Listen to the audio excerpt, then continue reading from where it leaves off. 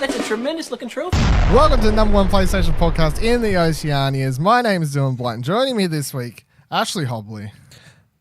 Dylan, Yes. I've discovered another reality, and it's pretty great. Another All right, we're jumping straight into it. Yep. This, in case you didn't know, dear listeners, 2 episodes ago, Ash broke the big news to us that he had ordered a PSVR kit during the Black Friday sales. Yep. And it arrived. Now, talk me through everything. Unpacking the box. What do you look at? How's the helmet feel to you? Was it hard to put on? Everything. I want all the juicy details. First things, I'm very grateful that I went to PAX and played the PSVR. Otherwise, I had no idea how to put that thing on. I think. Yeah. Yeah. It certainly helps. I'd be looking up YouTube videos or something. There's a lot of wires. Maybe too many wires. Yep. There's a lot of HDMI cables and stuff. It seems like a lot, but yeah, it seems fine. Once I fit everything into the TV cabinet, which is a bit of a struggle, but so after you've hooked it up, have you unhooked yours since you've hooked it up? No. I don't like. So it's in a place where I okay. don't have to unhook it. Okay, so you're just leaving sitting on next to your TV or something. Yep, like sitting that. next to it. No, it's underneath. I got like a cabinet, so the console's underneath. I had to move my PS3 that was sitting there next to it, unused for months. That's horrible. Years. Oh, so, I guess I've still got the box. Good. So Get that shit out of there. It'll be a good. I'll find a good home for it. But yeah, I put it on, booted it up, and then it does like the set focus thing. That took a while. I didn't realize you have to move it around on your face for it to focus as well. It's not just pulling the visor back and forth. Yeah. Yeah. It's you get really used to it because you have to do it every time you put it on. Yeah. But all it is it's different for everyone, which is the thing. Whenever I've put my VR headset on someone else and they're like it's blurry, you can't adjust it for them. No. You have to just hold the front of the thing and just kind of you're just wiggling it left, right, up, down, whatever way until it becomes not blurry for you because it's going to be different for every person. So it's just one of those weird, annoying things about it. Yeah. Just move that around and then it's good to go. I hadn't got the Move controllers by then, but I booted up PS VR Worlds, which was all right. Yeah, I played. What did I play? I played the VR Luge game. Well, wait. Hold on.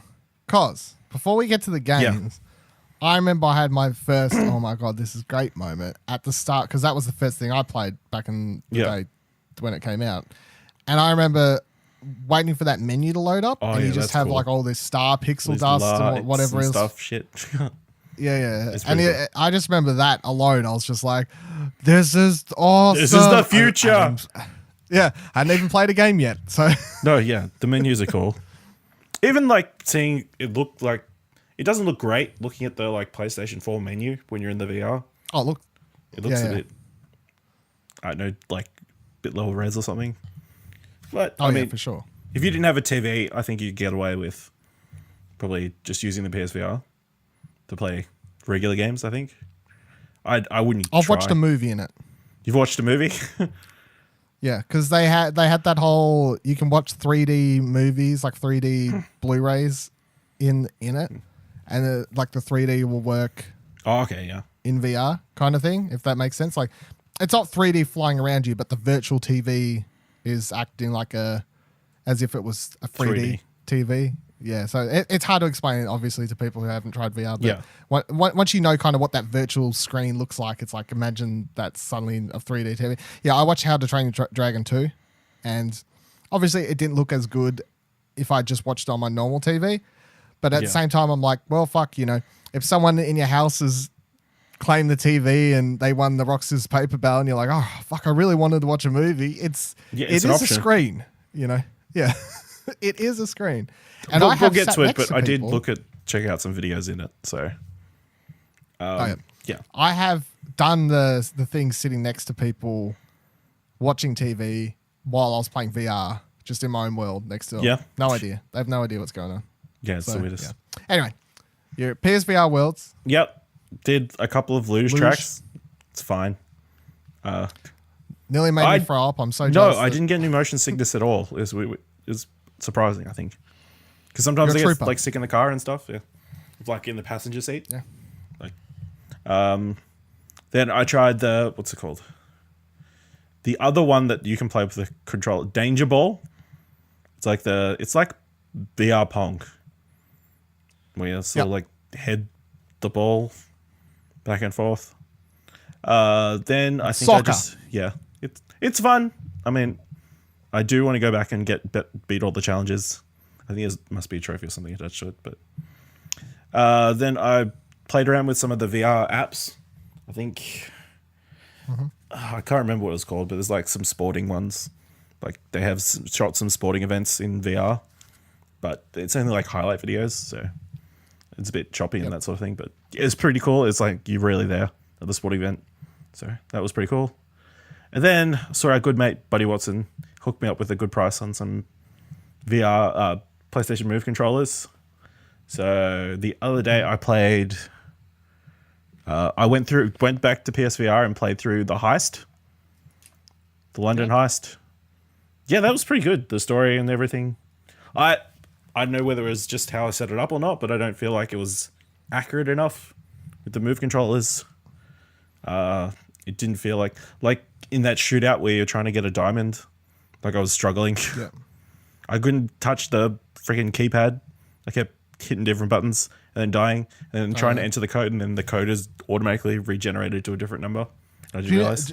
Have you learned how to see one thing? You hold down start constantly. Yes. Pretty much a lot of that's something you'll get into a habit. You're like it's out of sync, and then you'll just end up having to hold down start all the time just to make your recalibration. I think once you work out where that usually fixes problems, where it's positioned, the camera, then yeah.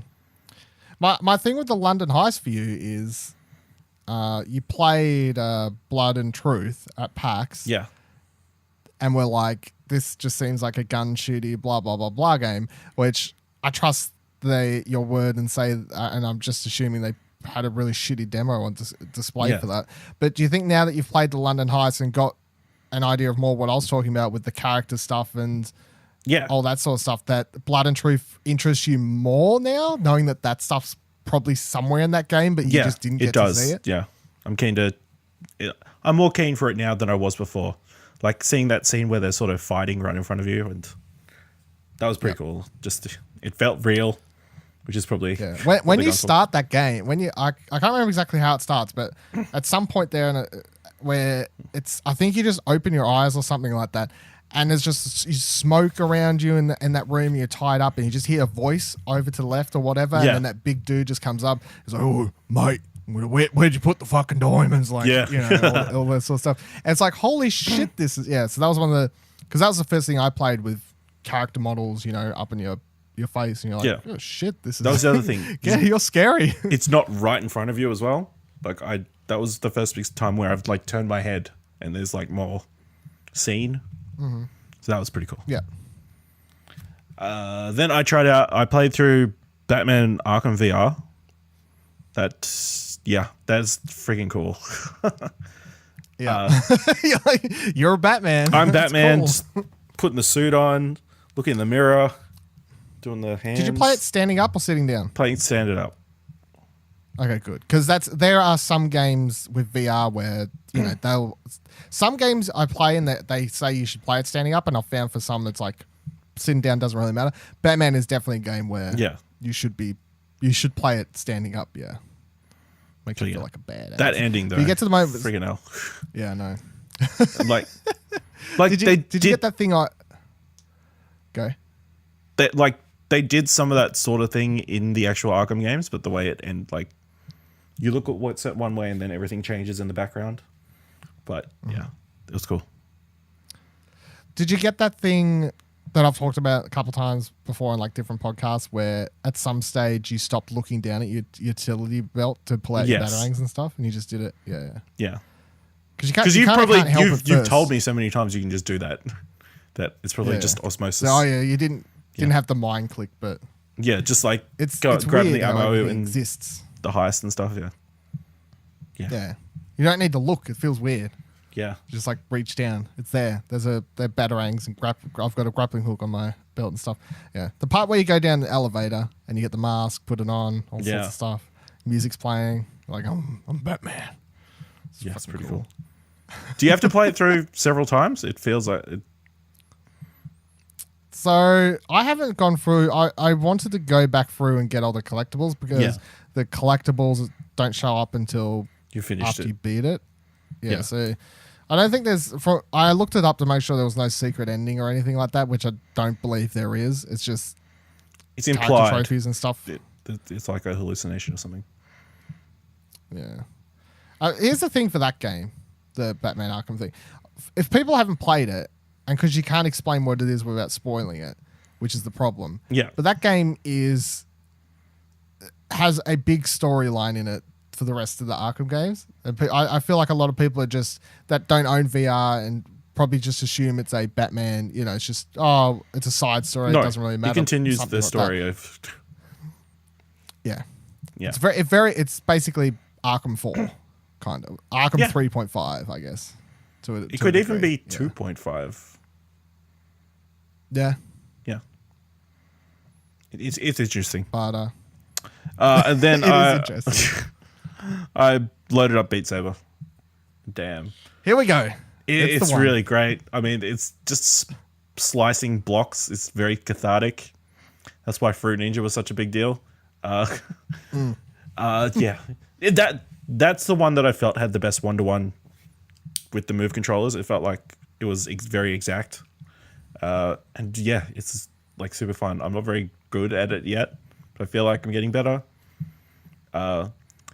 Yeah. Like you said, all the different mechanics, like when the arrows would disappear on the blocks, that was frustrating. I'm just working my way through the campaign, and just it's a workout. Yeah, my arms are sore. Yeah. No, my arms are sore. My back's sore from my legs are sore from going up and down. But it's great. It's. I repeat, behind the scene, we get on to record this today. How are you, Ash? How's it going? Oh, so just tired, work, stuff like that. I'm like, oh, yeah. He just says, I just woke up so sore today. What were you doing last night, Ash? I didn't play it. Maybe I played it for like an hour. Yesterday, yeah. So. Yeah. I still haven't gone back to that campaign because I'm like, fuck these fucking disappearing blots shit. It frustrates me. And yeah. I just can't be bothered with it. I just keep going what was the worst is I nailed 50 combo, but then you have to finish the level. And then you get like halfway and you're like, fuck, I don't know what the arrow is for any of these. But yeah. Are you doing the, as you're finishing a level or like as it's starting, are you doing the cool thing that you can't help but do, which is just hold the two lightsabers next to one another and do like just feeling it. Just feeling the vibrations, Making them be all cool one next to one of them. So,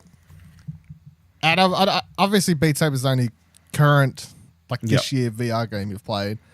How's it, is it shooting up there so you can think about it for I think 10? it is. Yeah, I need to play a bit more of it, but I mean, I've got the basic premise, and it's a simple game to explain, and it's just super fun. I mean, it's probably in the top 10 at the moment. But I probably haven't played as many games as you, so it's... That's the thing about it. It is so fucking simple. Yeah. But in VR, like if that was, say Beat Saber was a mobile game where you're just touching the blocks as they come, and it's still lightsabers and whatever. It's not cool, right? It's not. It's probably a little cool. It could be. You're like, oh, it's probably. It's not what it is. It's not the game it is now. Playing that game in VR, like there's no way. That's Beat Saber is just one of those things where it's like such a simple premise that's executed so well in VR that once you've played it, you're like, oh fuck yeah, that's the thing. And you try and explain it to so many people, like, how's that cool? Sure, it might be cool, but then when you play it, you're like, it is very, very cool. Yeah, very. It also makes you what talking about like the VR cords and stuff like that. Yeah. What are you using wireless headphones when you No, play? I'm not. So I'm plugging it in, and there's a headphone jack in the unit. Yeah. So that isn't too bad. Yeah. So It just feels like there's a lot of wires. If you turn, you just feel wires against your face. But yeah.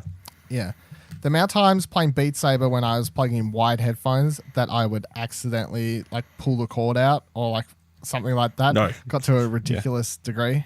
So I got really annoyed with that and had to switch over to wireless headphones. Yeah. Even though I was like, fuck, it's so much easier just to plug these in, but I just keep pulling this damn cord out. And it's different with other VR games, obviously, where you're not flinging your fucking arms around and helicopter motions at all points in time. Yeah. All right. So one other all thing, the games and stuff. What other? One other thing. Yep. Fuck the PSVR. No, PS Move controllers trying to navigate the friggin' menu. Like the PlayStation Hold menu. down the button. Fuck that. Oh yeah, you never had. Yeah, I've never had them before. So, yeah, I was about to say, you're probably really annoyed. Whereas I had to deal with that even on PS3 using them. Yeah. Stuff like that. So No, yeah. Put an analog stick on them. I'll tell you, they slowly get better because if you get the aim controller, it does have or a D-pad. Put a D-pad on it. Friggin' hell. They put a D-pad on that sucker. So yeah. What video type stuff have you tried out then? No, it was mostly Apart like from like the sports. Yeah, it was mostly like the sports stuff. I think there was some videos of like being in the Gotham Comedy Club that I might check those out. But what app was this through? Lens or I think it was something. Oh else. yeah, Lens. Yeah. There's a couple, but there's a couple of like. Did you have a look at YouTube at all? No, I haven't had a look at YouTube. YouTube has a fuck ton. I probably should, yeah. Because obviously, YouTube. A lot of people don't think about it because obviously, it doesn't have a huge app telling you this is VR. Blah blah blah. You know, like the Viri one. Or I think Viri, whatever it is. Yeah. That and Lens. They're on the PlayStation Store, just being like, hey, we've got VR videos for you. Whereas YouTube doesn't have that. But if you hook a VR headset up and you're on YouTube, all of a sudden you got access to all these 360-degree recorded videos, which you could watch on your phone and do the thing where you kind of move it around, blah, blah, blah, blah. However, when you have a VR headset on, all of a sudden all those 360 recorded videos become VR videos. Yeah. Yeah. So what you want to do is look up fucking skydiving ones and all sorts of shit where people have GoPros attached and you can look around while they're all sorts of stuff. There was heaps I watched. I even one point I found a bunch of like NASA like rockets taking off and stuff like that. And I put the headset on my Nen to show her those because she likes space shit. So, but that's all free YouTube. Got lots free YouTube.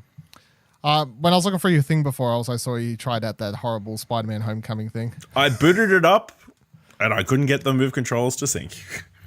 The one way round, I'm like, fuck this. Let's go to something else. I think I just loaded Beat Saber after that, yeah. Big old cash grab, that one. Yeah. There's also, you should download, there's a couple short films, animated ones. Yeah. On the store. One done by... the like Despicable Me people, I think, done it. But Illumination. Okay. It's like a alien one. It's like 5 minutes ish or something like that. But that's a really good example of, hey, you're watching an animated short film. It's 5 minutes or whatever, but you kind of you do the thing because you're like, I'm watching a movie, so you sit back, you relax, you're staring at the screen, right? But then you have to realize, oh, I can move my head around, and I'm supposed to move my head around because if you keep your head still, you're going to miss a lot that's happening and what's going on. And the first time I had to watch it, I watched it twice because the first time I watched it, I was paying so much attention to one certain character, which is the bunny rabbit, because it's about these aliens who come down and there's get into a fight with bunny rabbit basically. So I was watching that for most of it, but then I was like, what happens if I watch it again? I can watch keep my attention on the aliens the entire time. And when I watched it for the second time, I missed out on all these like looks and funny bits that the aliens had going on as well. So That's cool. And then within all that, just talking about movie stuff briefly, we're going to have that Robert Rodriguez movie coming to PSVR sometime shortly in the future. That's already out for Oculus or whatever, but it is coming to PSVR, so get pumped for that one too. Yeah. Did you buy any other games you haven't tried yet? I have Super Hot and Astrobot. So I think I need to get into Astrobot just to have a clear opinion on Game of the Year this year. Yeah. Game Award winning Astrobot. Yeah, it's true. Was there now that you've tried? Are there any ones that have you been looking? Even though you've already got some still stacked up, did you do the whole searching through the store and just be like, no, not really. Yeah, I'll just wait. I think I've spent enough. Yeah, but yeah, probably have. But if Santa brings some digital card, some gift cards this year, I might have to look. Yeah. And then the last question on Ash's PSVR experience review roundup, whatever. Whatever this is.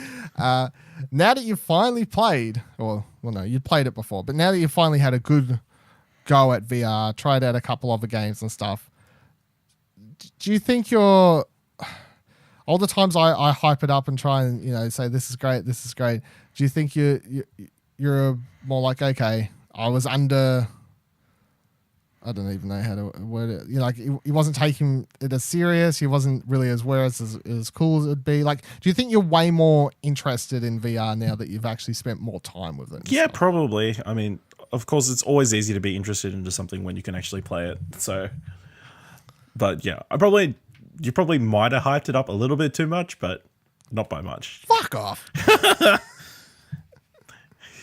Wait until you play Astrobot. Blow your mind. Or Tetris. I'm looking forward to Tetris Effect, yeah. Lose hours of your life. Yeah, just go playing on. Tetris. That was the other thing. I just lost track of time. I was just a simple button press that can bring up. Well, I guess there's the menu button. Brings up the time. Yeah. You either have to pull the head, do the whole wonky donkey, pull the headset up kind of, but then you have to readjust it every time. Or you have to hold down the button to go to the menu or whatever. It should just be. You can't just glance over. When you pause the game, a clock should come up. No, they don't want you to know. Or you should be able to set alarms. How long have I been in? Just Siri on your phone just yells out, "You've been in PSVR for 2 and..." Shut up, Siri. Can't hear you. Do what I want. All right. So, buddy, you should buy PSVR. By the way. Everyone should buy PSVR. It's great. Yeah. That's the moral of that story. That's the moral of the story, yeah. All right. While you've been playing PSVR, I've been playing dancing games. I picked up the Persona Endless Night collection, which has both Persona 3 Dancing and Moonlight, plus Persona 5 Dancing and Starlight included in it. Oh, have you played either of those games? What? Persona 3 or Persona 5? I haven't played Persona 3, no. What's your point? No, I'm just asking. I haven't played Persona 3. Do you know who the characters are? I actually have played a bit of Persona 3. Oh, okay. Well, there you go. You're a big Persona fanboy over here. I'm sorry. I have no idea. This was going to be one of my points, right? This is going to be one of my points for this game. These games have no storyline. Okay, really. That's helpful. It's just a fun, like, they're just supposed to be, hey, you like these characters, here's some moments with them, they're interacting again, kind of thing. So if you like them, I'm sure it's cool. You know? Yeah. The Persona 5 one, I can get. You know? A little bit. I got... Half the characters you didn't meet. I'd unlocked all but one character and then I watched the anime, so I got okay. You know. So I'm sorted on Persona 5. Okay. So I can play that, and I'm like, I know who the characters are. I know what's going on. Cool. Playing the Persona 3 one, I'm just spamming X. Because I'm like, I don't fucking know any of these. I don't care. I'm sorry. I don't know what you're talking about. I'm sure there's a lot of in-jokes here happening for the game. Whatever. Get me to the songs. But at the same time, Persona 3, I think, has more tracks that are kind of more suited for your typical dancing rhythm game because they have way more just typical faster paced electronic music stuff, whereas the Persona 5 tracks are, what do you call it, like more poppy, jazzy, yeah, jazzy, yeah, jazzy. Yeah, so they're more jazzy. Like I like Persona 5 soundtrack, it's cool, yeah, it is. And they're fun to play the tracks, but I think Persona 3's songs just are more in line with what you kind of expect from this sort of game, I suppose. Yep. So you just want it to be the same as every other dancing game. No, I just want some faster tracks is the thing that... Like, Persona 3 has several faster tracks that feel way more intense and cool to play. Persona 5 only has like one song that is kind of a bit more intense. Because even when you're playing some songs on hard difficulty, yeah, sure, there's more notes, but the music doesn't feel... It's not intense, you know. It's not... It's not matching with the whole thing. Like Persona 3 has one song where you're mashing notes or whatever, and this fucking dude's like throwing around a baseball bat in tune with the boom boom of the bass and stuff. So I'm like, this is cool. But yeah, so Persona 4, what the fuck was that called? Dancing All Night. Yeah, I'm getting old. The dancing's confusing now. Persona 4 Dancing All Night, which was the Vita one. Played that when it released a couple years ago. Really, really loved that. Great game. But the big difference, I think, and needs to be pointed out with these games, is the Persona 4 one is basically Persona 4 2. Like, it continues the story of Persona 4 post the end of that game. And it has a campaign. It has a story mode. So it's basically a combination of a visual novel, and then in between the visual novel stuff, you'll get obviously dances happening.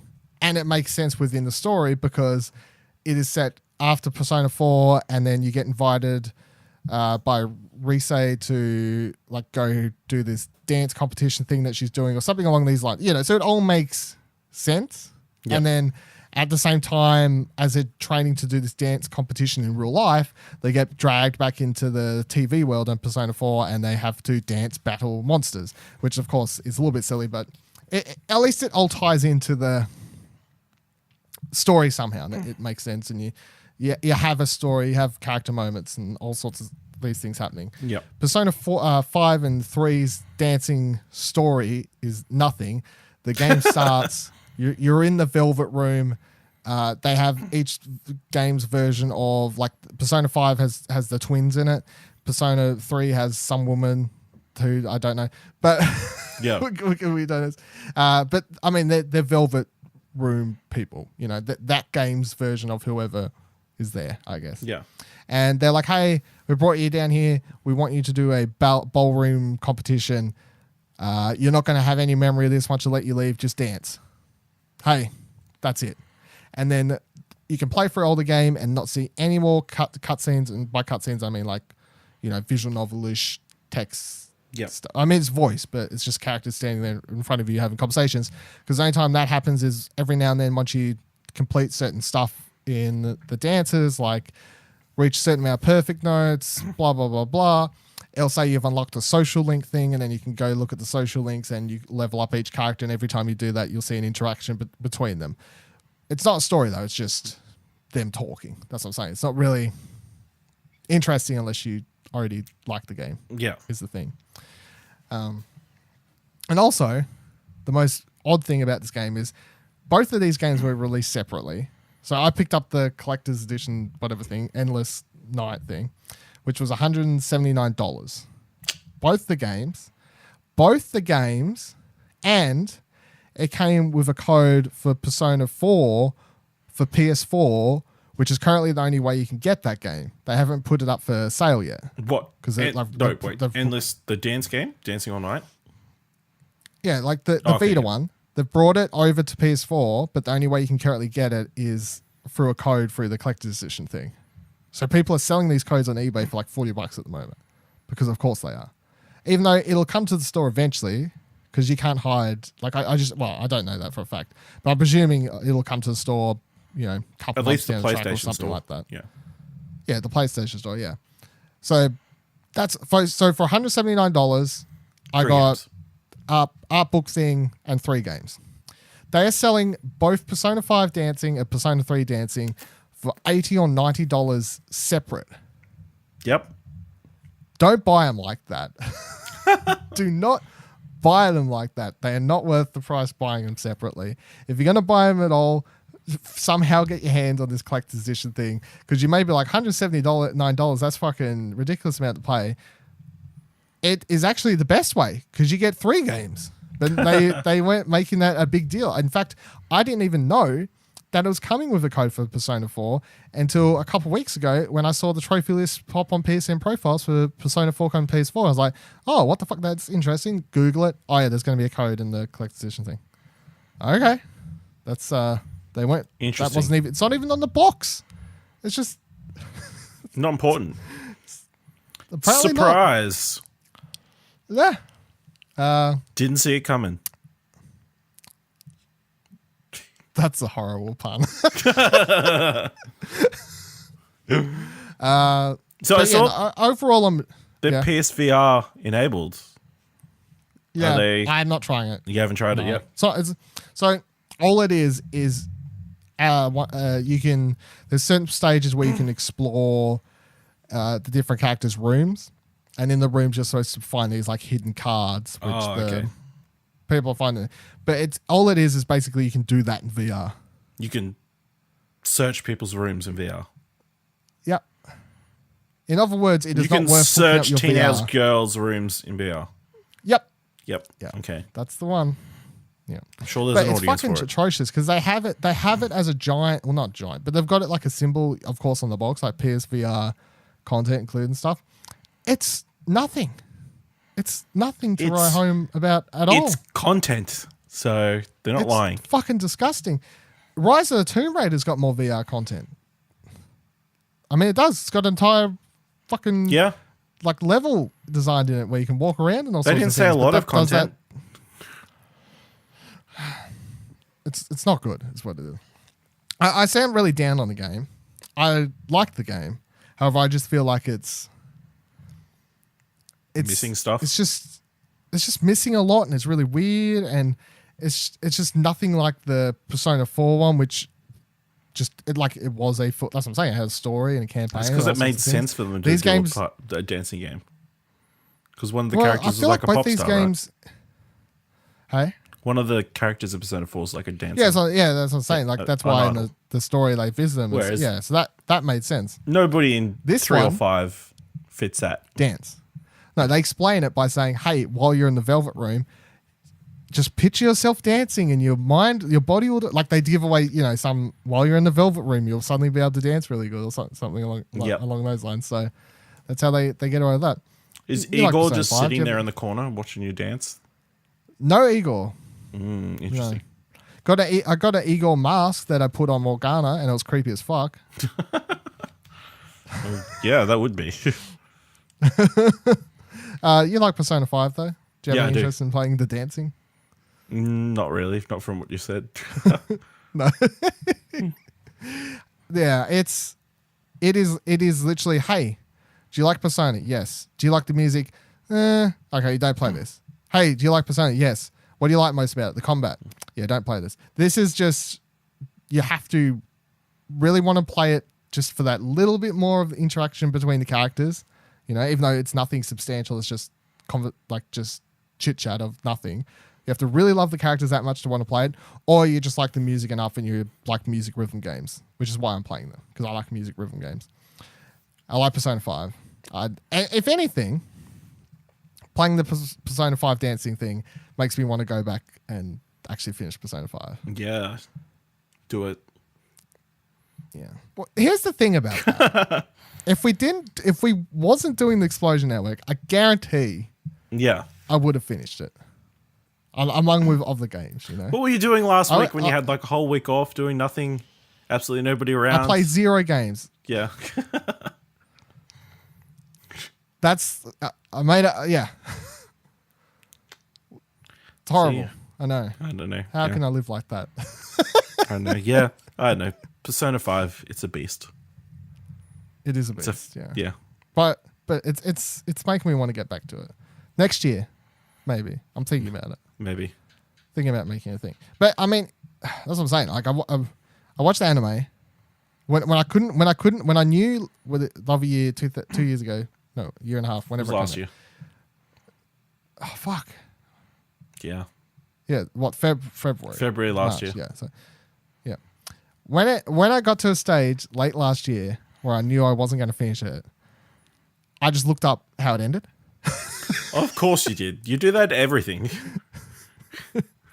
Just need to know. I got to the point where I'm like, I'm not going to finish this anytime soon, and it's probably going to sit on my shelf for a year or two, which it has. So I was like, I'll just look up, and I need to know how it finishes. Were you satisfied? Well, yeah, it helped me because then I didn't need to dodge spoilers like a maniac. Yeah. You know? No, I'll just spoil myself. Then nobody can spoil me. Is your mentality. Yeah, you can't get angry that way. Yeah. You can't get angry that way. It was just my own fault. Can't argue. Yeah. But yeah, so playing it does make me want to go back to it, but we'll see. It's not making. Also, it does make me go. Some of these Persona 3 characters look cool. Will sound cool. Stuff like that. Fucking remake or port that to a console where I can play it. You can play it on your So Vita. I can get halfway. That's where I played half of it. I don't want to play a quarter of it. Game. Doesn't have trophies. I'm not getting fucking shit. Yeah. No trophies, no go. Get out of here. Well, that's that. It certainly is. All right. Couple of news stories to go over. Just a few tidbits this week. So, first thing was, in case you didn't catch it, PlayStation did really well. I mean, you could argue they did the best, considering they got the award. But as mentioned before, at the Game Awards, they did win. Astrobot won Best VR/AR game. Enough reason to pick up VR. There you go. Well, all the games God in Award that category are on PSVR now, so yeah, but it was there's at least exclusive, 5 great games this year. That but you can get Astrobot is a PlayStation Studio game. That's true. There you go. And then God of War picked up Best Action Adventure Game, Direction, and Game of the Year. Oh, well, two of the big ones, Direction and Game of the Year, of course, the big one. Yeah. I know a lot of people are, of course, quite happy. I'm saying this like I'm angry about it winning. I like God of War. However, at the same time, I'm just like, I haven't played all the games. Like, how do you feel about it? Winning Game of the Year? Are you just like, yeah, makes sense? Would you prefer Spider-Man if he was going to pick a first-party exclusive? Yeah, but I know it's a flawed game. So, yeah. Whereas there's not as many flaws. I feel like God of War's flawed too. Yeah, but I don't know. It's less Fucking flawed. trolls. And it's so ambitious. And it's like, I felt like it moved the industry forward a bit, like narratively, storytelling-wise. And they took a risk with that game and like certainly paid off. They did something different. Whereas I feel like every other game could have been released last generation in some form. You know? It's true. It's a good point. I just can't. I was disappointed with. I didn't like the way it ended. No. I've been over this. I don't like the way the story goes towards the end. As far as I'm concerned, it goes splat. And I fucking hate the trolls. They make you fight the same mini boss 18 times and no one talks about it like it's a thing. I think it's like 6 times. Every time one appears, I'm like, oh, fucking God. This game's a masterpiece. And this place is a masterpiece in game direction and stuff. How about Cory Barlog directs the fuck out of these mini boss troll fights out of my life? Jesus Christ. Same fucking fight over and over. So annoying. Yeah. That is the only part of that game that makes it feel like a PS2 game. Is those mini boss fights where it's just the same fucking thing. Oh. And I think the thing is too, once I got annoyed about it, like, because I didn't get annoyed about it until probably, the third or fourth one or something. Yeah. But once I got annoyed about it and I realized that it was annoying me so much, I can't get over it. Yeah. I can't. Okay. I just can't. It's a thing. Anyway, I like God of War. I'm happy it won. I'm fine with it winning. It's not. I mean, it's got problems. Paperback wasn't nominated, so something had to win. Outrageous. Get the fuck out of here. Not even on PlayStation consoles.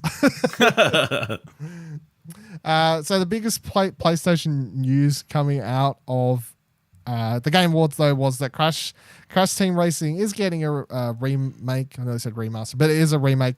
Crash Team Racing Nitro Fueled was announced at the Game Awards by Crash himself. Yeah. Was the one. Deliver the crate. I assume that was a suit from like, it must have been like an advertising campaign. Because it's got like a face in his teeth. Oh, yeah. It's like a common thing. I presume that when Crash came out, they just sent fuckers in those suits out to every EB GameStop or whatever the fuck they call it. Every GameStop in America just jump up and down and be like, get in here, buy my game, do it. You want the game? Have you seen the old like Crash Bandicoot ads from the 90s? No, I haven't seen them in a while. The one where he's like yelling from a megaphone at Nintendo's headquarters and stuff. Yeah. What a character, that Crash Bandicoot. Doesn't speak in the game, but somehow whenever he's in real life. Yeah, he can talk. He's got like a massive chip in his face. Yeah. He does. He's got some problems, some would say. But yeah, so Crash Team Racing was announced. I was really, really happy, really surprised. When we talked about this on Arcade Couch, Ash, you said about the dice and all this stuff that was sent out, which I then looked into, and I was like, yes, it would have seemed very obvious to anyone who was on the internet throughout that week that this game was getting announced. Yeah. In fact, would have seen it 1,000 miles coming. And now that I've looked more into it, I'm like, why did they send out dice? So if you don't know, a lot of press outlets, like the week leading into the Game Awards, received, as they do sometimes, just random, no address, kind of like PR box thing. Oh, who'd it come from? What is it? And it just contained dice, orange. Fuzzy dice. Fuzzy dice, which everyone was then like, hey, is this confirming that Crash Team Racing is getting a remake announced at the Game Awards? Lo and behold, yes, it was. I just feel like there was no reason to do that. It just took out... it didn't take out my... No. Obviously, because I didn't see them. But it took out the steam for anyone who would have seen that for the week. And if I had have seen that, if it had been a normal week for me, like normal week at the office here at Explosion Network, and I'd seen the DICE tweets and stuff, I would have gone into it just knowing it was going to happen. It would have been a lot less exciting. So I have no fucking idea why they did that. They didn't need to. It's weird. Really odd. Just to make sure people actually watched it and like had their stories prepped, I guess. I guess it's really weird. But so Thomas Wilson, who's the creative director at Beanox, put up after it was announced, and they put up a really cool trailer at the Game Awards. I rewatched it again today before we did the thing. I was like, yes, this trailer is still awesome. I really like it. But there's one thing that he pointed out in this article. He's talking about what they're going to bring to the remake that talks about kind of what I liked so much about the trailer, which is that the characters seem more active and emotive. Like the trailer is very full of character, Yeah. We're going to get like the Luigi Destes. Yes. That's right. Yes. So yeah, that's the one thing watching the trailer, the character models and everyone, of course they can do, technology moves. They can do more jumping out of the seats, flying, whatever else. But it just adds way more character. Everyone seems way more like their actual characters are in the trailer from the brief look we got at. And that's one of the things that is talked about in the blog post. They say they're trying to bring more characters to the game. And they're going to... One thing that does worry me is they say that they're just, remake, bring the game, blah, blah, blah, blah. Will they add any new bells and whistles? Maybe, but we'll try and keep it in tone with what the game is. I'm like, the second you start adding your own stuff, like, it may get weird. Like if we get in and then there's a new weapon added to the weapons, it's like, are you going to make the game really off? Because one new weapon could make everything just feel different, really weird. It's like adding one random new thing to. You add one crappy weapon to Mario Kart, and all of a sudden it's it's the same sort of thing. It's like, what the fuck is going on here? No, they put that flower plant in. It's fine. Yeah, I mean, yeah, it's true. But if you don't know anything about Crash Team Racing, you don't even need to like Crash to like the game. You just need to like kart races. And if you like Mario Kart or you like kart races, you should be interested in checking out Crash Team Racing when it comes out. Because I say it like it's a meme and it's a joke, but my serious answer is I do think that Crash Team Racing is the best kart racer of all time, because it actually had the levels I feel were way cooler than 64 or Mario Kart, and it had boss battles. Like it had some sort of story that brought you along.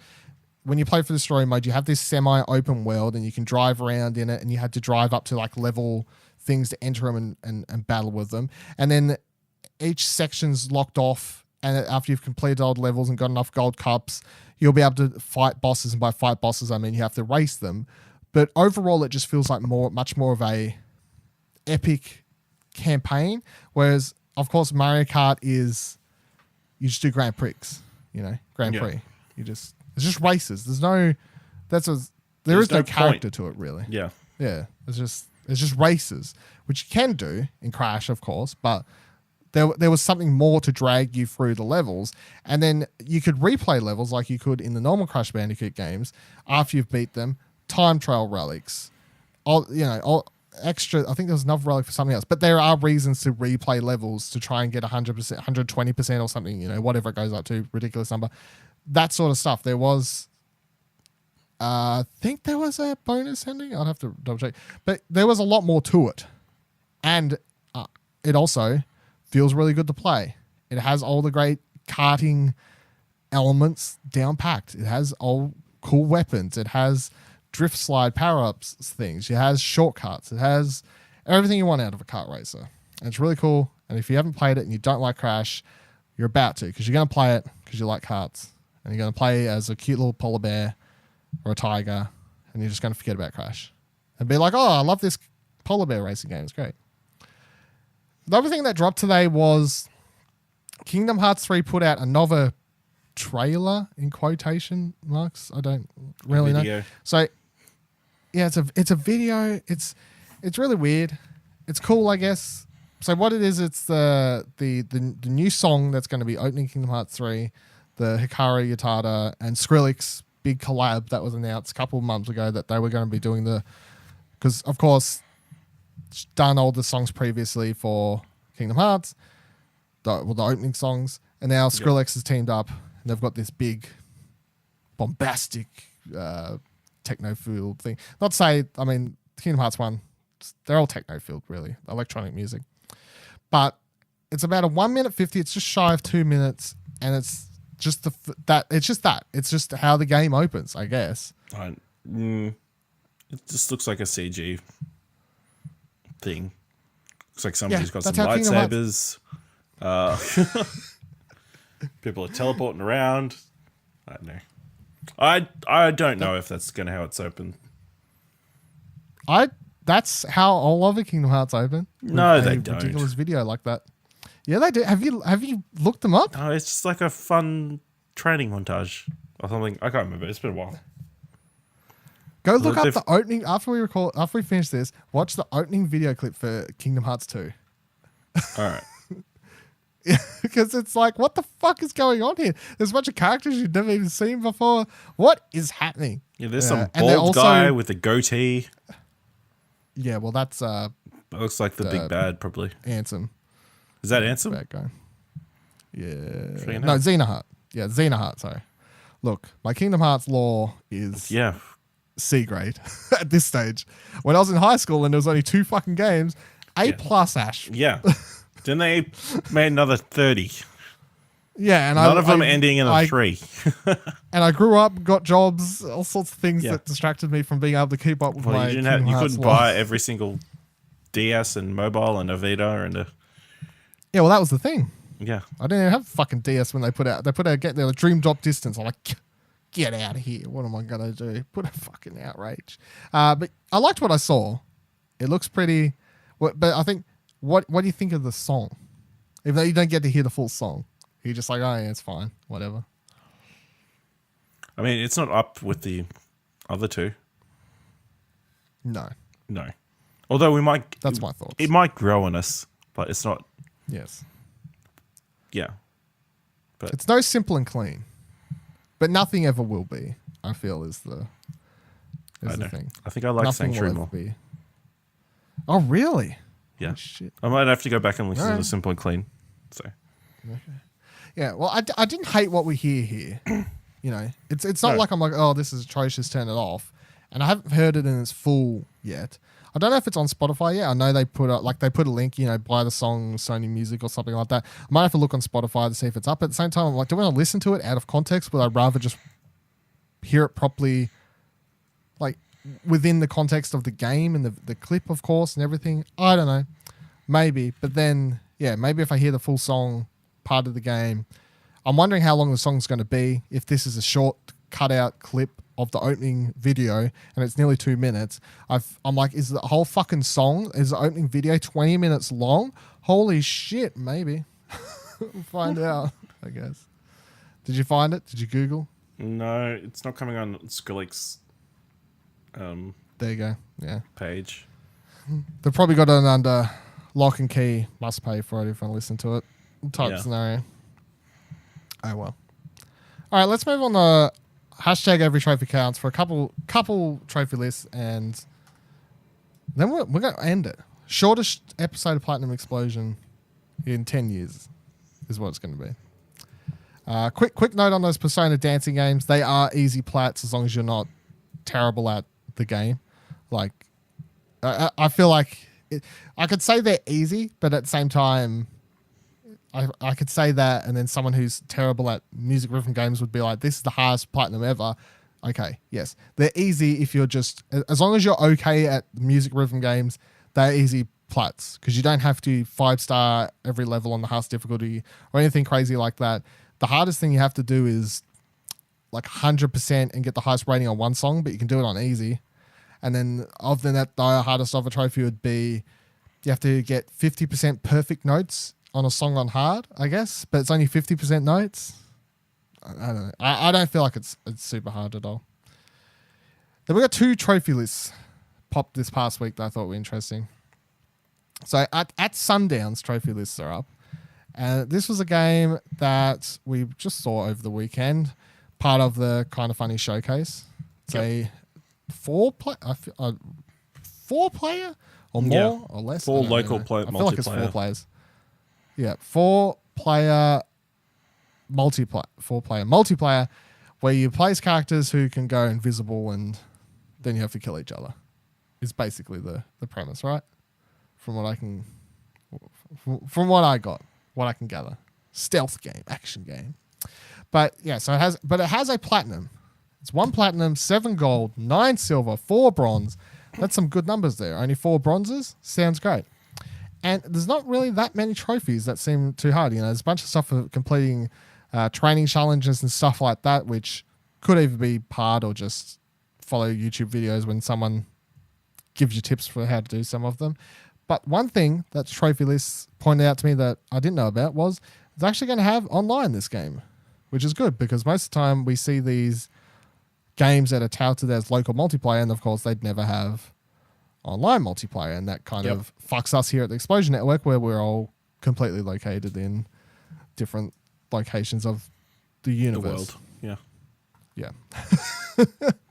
But yeah, this at Sundown is going to have multiplayer trophies, because there is one for winning 10 ranked matches, which I suppose could potentially be the hardest trophy, but persistence is key, I guess. And then there's win 3 ranked matches in a row, win an online match, play a ranked match, play an unranked online, play with a friend online. blah, blah, blah, blah. Although this one sounds like a fucking grind. Win 500 games. I suppose it depends how long the games are. And if you could just two controller cheese that one yourself. But yeah, at Sundown, looks cool. Decent trophy list. And online for a game that's designed as a split screen couch fun party game type thing. So that's cool. It's also interesting it has a ranked mode because it seems like a party game from what I gather, but I suppose it's got a more serious side. They're like, we've got ranked multiplayer. Get hardcore. Yeah. The other trophy list was Borderlands 2 VR, which is coming out this week. Yeah, this week. Yeah, 14th or something, I think it is. This isn't a patch or like an add-on to your Borderlands 2 that you already own. I'm only saying this because I literally saw a thread before with people being like, why is Borderlands getting a patch for VR or something like that? I'm like, no. It's not. It's this is like Skyrim. Different. It's separate. Yeah, it's a completely separate thing. It's not, yeah. So the trophy list, from what I could gather, is pretty much the same as your original Borderlands 2, but they've added in a couple trophies for the VR content. So there's one for using Banff time, certain amount of times kill enemies, and then there's one for gave Claptrap a high five, which I presume you would just, use your hand. You just high five just high five him. There you go. Get a bronze there. But yeah, the rest of them just look like your trophies from the list, apart from the fact that they're missing any ones that from the original list revolved around online play, co-op, anything like that, because Borderlands 2 VR does not contain co-op, online co-op, split screen co-op, nothing. It's a solo journey this time. Mistake. Which is still the weirdest thing about the game, because Borderlands, of course, was basically designed and been like, it's a co-op game. You play it co-op. And they're like, hey, now here's a VR mode. Solo journey. Go it alone. You got nothing to go on there. That's it for this week. A lot of VR talk. It's basically, let's just title this episode, Ash has PSVR. Yeah. There you go. Lock it in. All right. You can follow me on Twitter at VivaLadil, VIVALADIL. Where can people follow you, Ash? Follow me on Twitter at Ashley Hobley, ASHLEYHOBLEY. It's a thing. You can follow the show on Twitter at Platt Podcast. Don't forget to rate the show on Apple Podcasts if you can, and if you can't, word of mouth, tweet it out, Facebook it, retweet it, do what you need to do. Screenshot, Instagram it, Snapchat. You can join our Discord, explosionnetwork.com/Discord. We can talk to us about all things, including asking Ash ongoing updates on how his VR life is going and if he's okay, if he needs to be pulled out. Should we check on him? Are you okay, Ash? I'm fine. I'll be fine. Right. That's good. This is, of course, a product of the Explosion Network, of which you can find many more shows, articles, news, reviews, and much more at explosionnetwork.com. You can follow Explosion Network on Twitter at ExplosionPod.